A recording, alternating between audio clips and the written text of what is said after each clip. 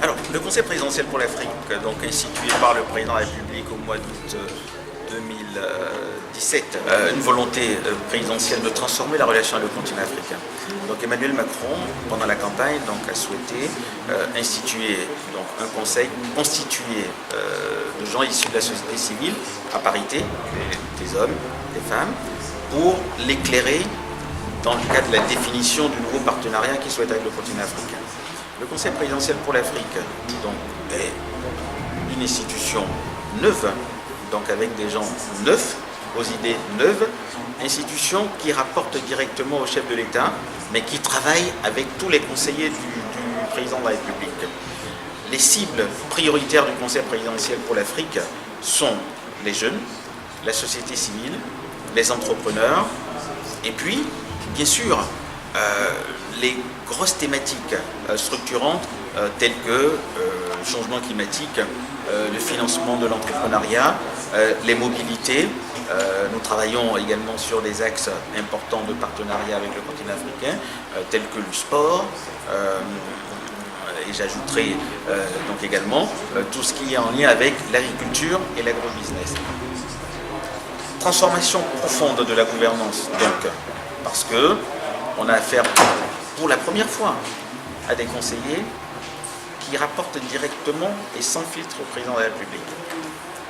Autre aspect de la transformation de la gouvernance, c'est que tous les sujets susceptibles de concerner le partenariat avec le continent africain sont traités au sein du Conseil présidentiel pour l'Afrique. Et j'ajouterai que le spectre des membres balaie beaucoup de nationalités. Ce ne sont pas que des francophones. Il faut, bien sûr, c'est important, la francophonie, mais il ne faut pas se limiter au champ francophone. Les perspectives sont nombreuses. Nous y travaillons.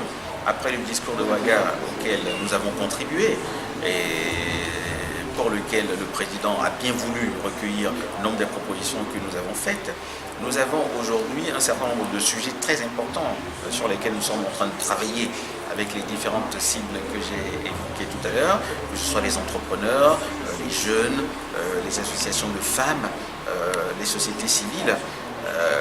Nous travaillons actuellement à donner du sens aux mobilités croisées, à rendre plus visibles les diasporas, que ce soit les diasporas africaines en France ou françaises en Afrique. Nous travaillons aussi à préparer 2 événements majeurs. 2020, saison des cultures africaines en France, et puis la ville durable qui sera une des thématiques phares du prochain sommet Afrique-France en 2020 en France. En dehors des recommandations et des actions concrètes que vous menez sur le terrain, quelles sont les forces de frappe, les forces majeures, quelles sont les personnalités ou les mécènes qui vont vous accompagner? Parce que vous ne pouvez pas être tout seul, même un groupe de 10 ne suffira pas.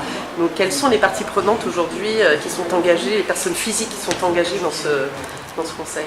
Alors, le Conseil présidentiel pour l'Afrique est vraiment une structure sui generis, en ce sens que il est à la fois un lieu où on pense, on propose, mais aussi un lieu où on écoute, où on reçoit beaucoup de personnalités de toute nature, que ce soit des personnalités du monde institutionnel, que ce soit des chefs d'entreprise, que ce soit des créateurs, que ce soit des sportifs.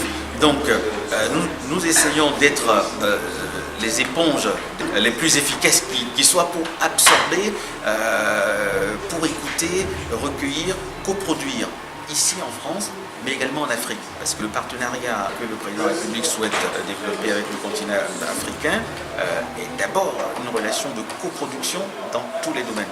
Donc nous avons besoin des administrations, des ambassadeurs, des associations, des personnalités qualifiées. Et la porte du CPA, elle est ouverte. Tous les vendredis, nous procédons à des auditions, nous nous déplaçons pour aller vers qui a envie de nous voir. Fonctionne un petit peu comme un cluster. Mais c'est un peu plus que ça, mais ça peut l'être aussi parfois. C'est vraiment l'ouverture d'esprit, mais aussi la capacité à faire la synthèse avec une volonté vraiment de changement, parce que le chef de l'État ne souhaite pas de l'eau tiède, c'est-à-dire sur les sujets qu'il nous a confiés et sur lesquels nous travaillons, sans sauter sur la table ou faire la révolution. La logique est vraiment celle de la transformation, mais la transformation utile. utile. Merci.